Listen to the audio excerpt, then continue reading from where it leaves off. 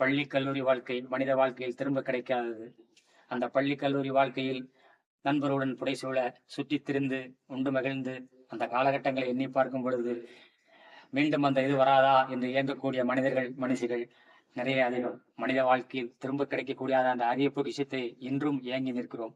கவிஞர் கண்ணதாசன் அவர்கள் 60 ஆண்டுக்கு முன்பாக தன்னுடைய வரிகள் மூலமாக என்றும் நீங்காத இடத்தை பிடித்துக் கொண்டு இன்னமும் அந்த பசுமை நிறைந்த நினைவுகள் எந்த ஊரில் எந்த நாட்டில் என்று காண்போமோ, எந்த விழியில் எந்த நிலையில் கொண்டு செல்வோமோ, இந்த நாளை வந்த நாளில் மறந்து போமோ, இல்லம் கண்டு பள்ளி கொண்டு மயங்கி நிற்போமோ, என்றும் மயங்கி நிற்போமோ.